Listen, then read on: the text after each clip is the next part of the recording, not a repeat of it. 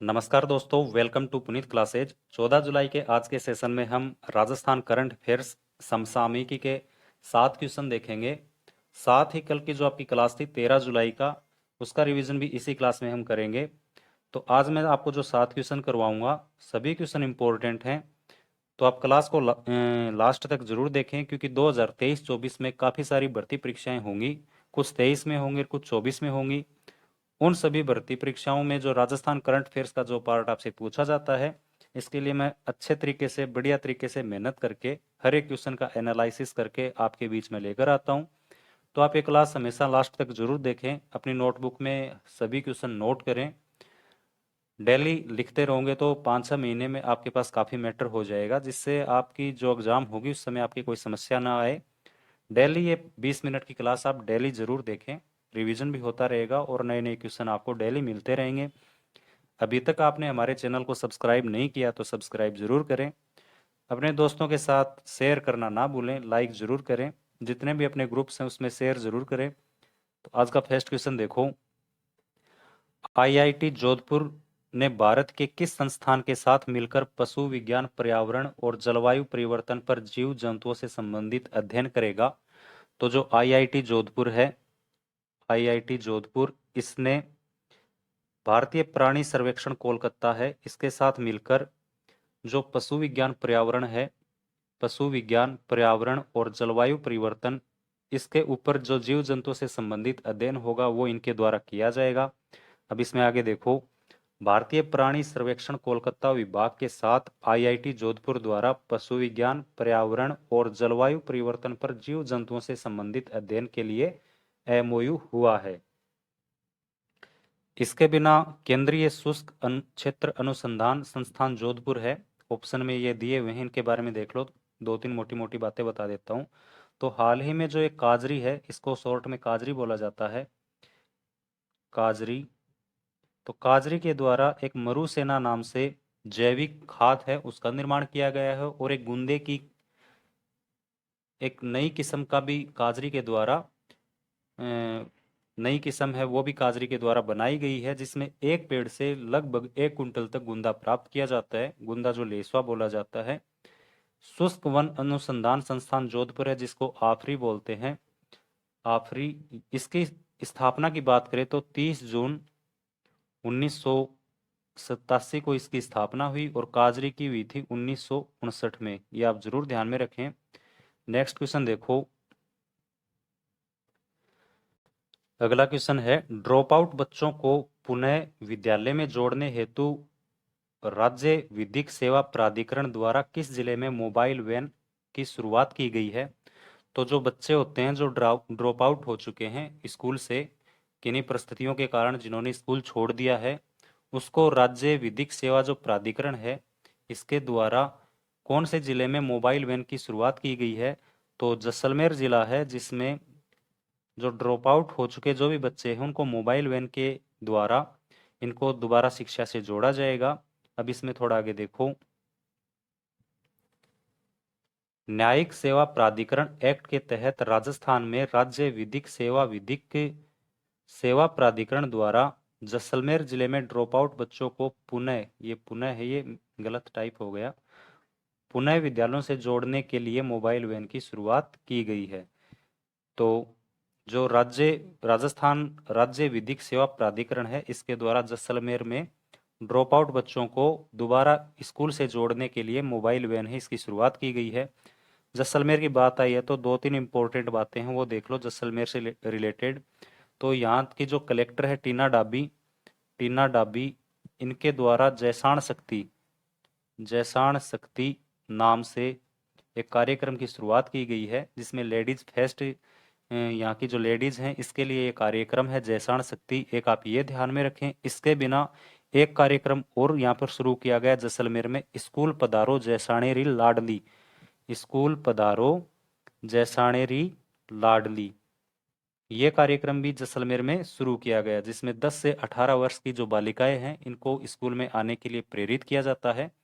तो ये जैसलमेर से रिलेटेड दो नए क्वेश्चन हैं, ये भी आप जरूर अपनी नोटबुक में नोट करें। अगला क्वेश्चन है, राज्य विधानसभा में भारत की राष्ट्रपति का पहला विशेष संबोधन किस सत्र में आयोजित होगा? तो अपनी जो राजस्थान की विधानसभा है, इसका जो 8वां सत्र है, इस 8वें सत्र में राष्ट्रपति है वो अपना पहला विशेष संबोधन है वो आयोजित होगा। अब इसमें थोड़ी आगे डिटेल से जानकारी देखो। 14 जुलाई 2023 को राजस्थान विधानसभा का 8वें सत्र में राष्ट्रपति द्रौपदी मुर्मू का पहला विशेष संबोधन आयोजित होगा।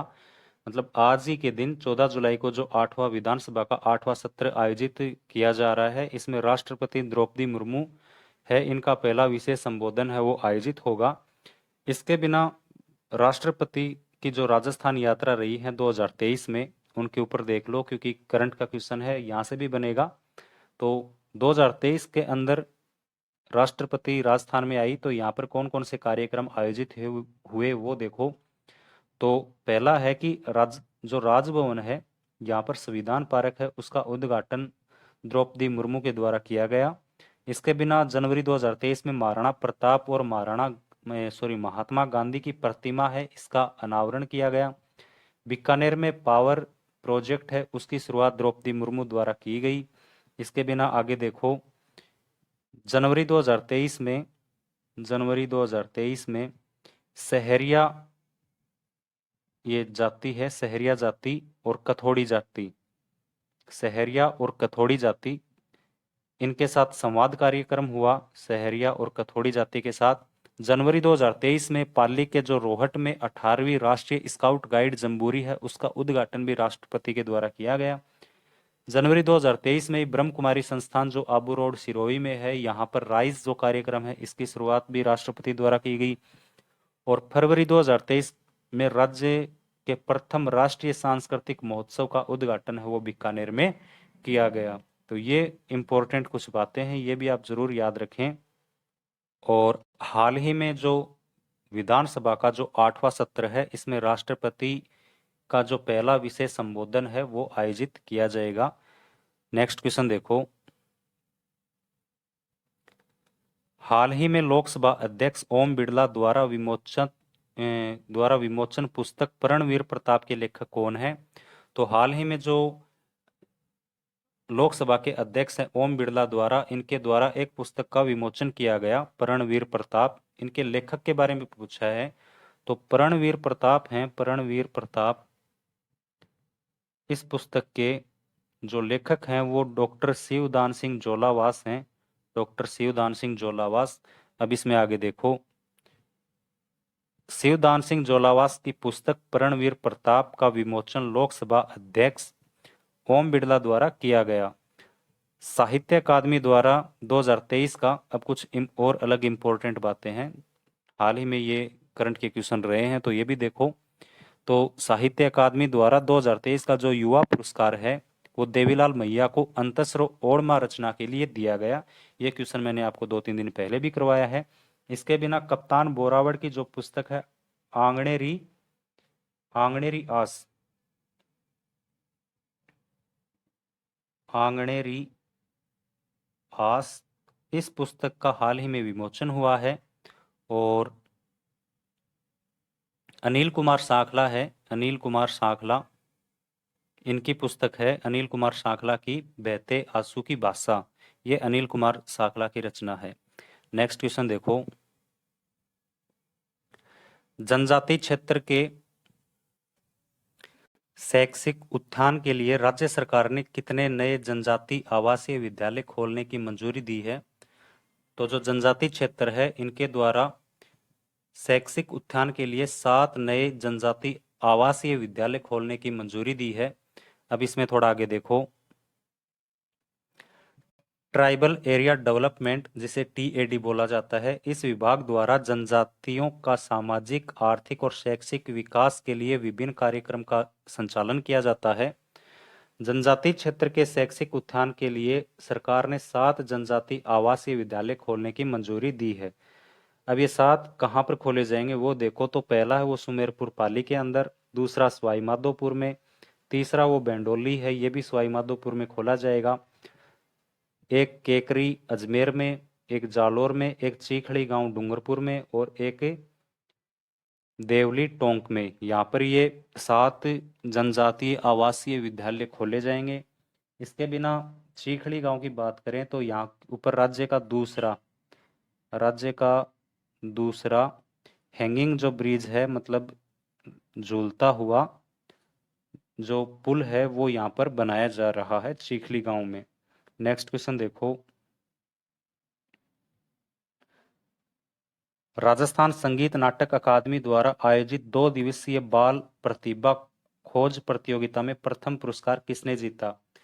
तो राजस्थान संगीत नाटक अकादमी है, ये जोधपुर में स्थित है, और इसके द्वारा हाल ही में जो 2 दिवसीय बाल प्रतिभा खोज प्रतियोगिता हुई, इसमें प्रथम पुरस्कार की बात की गई है। तो इसमें आगे देखो, तो इसमें जो प्रथम पुरस्कार है वो गायन में चैतन्य सहल और नृत्य में तनिष्क श्रीवास्तव, इनके द्वारा ये जीता गया है। अब इसमें थोड़ा डिटेल से देखो। राजस्थान संगीत नाटक नाटक अकादमी, तो जो राजस्थान संगीत नाटक अकादमी है, इसकी स्थापना है वो जोधपुर में 1957 में हुई। इनके जो वर्तमान में चेयरमैन है वो बिनाका मालू हैं, जिसे बिनाकू मालू भी बोला जाता है। राजस्थान संगीत नाटक अकादमी द्वारा 2022 का जो फेलोशिप अवार्ड है वो इला अरुण को दिया गया। और हाल ही में 10 व 11 जुलाई 2023 को बाल प्रतिभा खोज प्रतियोगिता में प्रथम पुरस्कार गायन में चैतन्य सहल व नृत्य में तनिष्क श्रीवास्तव ने जीता है। नेक्स्ट क्वेश्चन देखो। देश की पहली एकीकृत सैन्य कमान आईटीसी कहां स्थापित करने की घोषणा की गई है? तो अभी घोषणा इसकी हो सकती है कि नहीं है, हो सकती है। तो जो देश की पहली एकीकृत सैन्य कमान है, ये जयपुर के अंदर स्थापित हो सकती है, ऐसी घोषणा हो सकती है। इसमें आगे देखो, थल सेना, वायुसेना और जल सेना, ये जल सेना है, नेवी, इन तीनों की जो एकीकृत सैन्य कमान है जयपुर में स्थापित होने की घोषणा हो सकती है। थल सेना की 7 कमान है, और वायुसेना की भी 7 कमान है, और जल सेना की 3 कमान है। मतलब अलग अलग थल सेना की 7, वायुसेना की भी 7 हैं, और जल सेना की 3 कमान है। और अभी इनकी जो एकीकृत कमान है उसकी जयपुर के अंदर खोलने की, स्थापित होने की घोषणा हो सकती है। कल की जो क्लास थी उसका रिवीजन देखो। राज्य सरकार ने स्वास्थ्य का अधिकार अधिनियम 2022 लागू करवाने हेतु गठित समिति का अध्यक्ष किसे नियुक्त किया है? तो राज्य सरकार के द्वारा जो स्वास्थ्य का अधिकार अधिनियम 2022 आया, इसको लागू करवाने के लिए डॉक्टर एस के श्रीन हैं, इनको अध्यक्ष बनाया गया है। जो समिति गठित की गई है उसका राम लुबाया है। ये जो नए जिले हैं इनके गठन के लिए राम लुबाया समिति है वो बनाई गई है। आगे देखो, नेक्स्ट क्वेश्चन है, राज्य सरकार द्वारा राजकीय अल्पसंख्यक अंग्रेजी माध्यम आवासीय विद्यालय कहाँ शुरू किया जाएगा? तो राज्य सरकार के द्वारा घोषणा की गई है कि राजकीय अल्पसंख्यक अंग्रेजी माध्यम जो आवासीय विद्यालय हैं, ये जयपुर में शुरू किया जाएगा। नेक्स्ट क्वेश्चन देखो, दुबई में आयोजित हुई ग्लोबल एंटरप्रेन्योरशिप बूट कैंप 2023 में फूड एप्लीकेशन बनाकर किसने पहला स्थान प्राप्त किया है? तो दुबई के अंदर एक ग्लोबल एंटरप्रेन्योरशिप बूट कैंप 2023 प्रतियोगिता आयोजित हुई, जिसमें फूड एप्लीकेशन बनाकर पहला स्थान है वो पूर्वा शर्मा, क्रिस छाछेड़ और हर्षनी प्रहार, इन तीनों ने प्रथम स्थान प्राप्त किया है, और ये जोधपुर डिस्ट्रिक्ट के ये तीनों ही रहने वाले हैं। नेक्स्ट क्वेश्चन है, हाल ही में हाइपा हीरो के नाम पर किस नए बोर्ड के गठन की स्वीकृति प्रदान की है? तो हाइपा हीरो के नाम से मेजर दलपत सिंह है, इनको जाना जाता है, और हाल ही में इन्हीं के नाम पर मेजर दलपत सिंह हाइपा स्मृति कल्याण बोर्ड है, इसके गठन की मंजूरी दी गई है। वीर तेजाजी कल्याण बोर्ड की भी जो सामाजिक न्याय एवं अधिकारिता विभाग है, इसके द्वारा इस बोर्ड का गठन किया जाएगा। लोक कला विकास बोर्ड है, इसके अंदर जो राजस्थान के जो लोक कलाकार हैं इनको अपनी कला के प्रदर्शन के लिए 100 दिन का इनको मौका दिया जाएगा। और वीर शिरोमणि महाराणा प्रताप बोर्ड है, इसका भी हाल ही में गठन किया गया है। इनके सदस्य की बात करें तो इनमें 9 सदस्य हैं, जिसमें एक अध्यक्ष, एक उपाध्यक्ष और 7 अन्य सदस्य। नेक्स्ट क्वेश्चन है, केंद्रीय गृह मंत्रालय की ओर से उल्लेखनीय सेवाओं के लिए किसे उत्कृष्ट सेवा पदक से सम्मानित करने की घोषणा की गई है? तो जो केंद्रीय गृह मंत्रालय है इसके द्वारा दीपक जोशी हैं, इनको उल्लेखनीय सेवाओं के लिए उत्कृष्ट सेवा पदक से इनको सम्मानित किया गया है। और ये 3 RAC बीकानेर में ये कार्यरत हैं और जोधपुर के ये रहने वाले हैं। नेक्स्ट क्वेश्चन है, परिवार नियोजन के क्षेत्र में उत्कृष्ट कार्य करने हेतु विश्व जनसंख्या दिवस पर सर्वश्रेष्ठ पंचायत समिति का पुरस्कार किसे दिया गया? तो परिवार नियोजन के लिए, जो परिवार नियोजन के क्षेत्र में उत्कृष्ट कार्य करता है, इसके लिए 11 जुलाई को जो विश्व जनसंख्या दिवस मनाया गया, इसमें सर्वश्रेष्ठ पंचायत समिति का जो पुरस्कार है वो शाहपुरा भीलवाड़ा को दिया गया। और आज का अंतिम क्वेश्चन है, travel plus leisure readers magazine द्वारा जारी दुनिया के 25 पसंदीदा शहरों में जो इसकी जो सूची है, इसमें कौन सा राजस्थान का शहर है जो दूसरे स्थान पर रहा?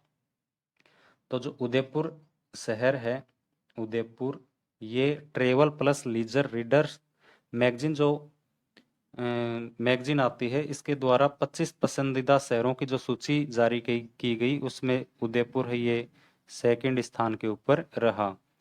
तो ये आज के कुछ इंपॉर्टेंट क्वेश्चन थे, आप अपनी नोटबुक में ज़रूर करें और इसके बिना आप क्लास को लाइक ज़रूर करें और अपने दोस्तों के साथ शेयर करें। मिलते हैं कल की क्लास में, तब तक के लिए धन्यवाद। जय हिंद।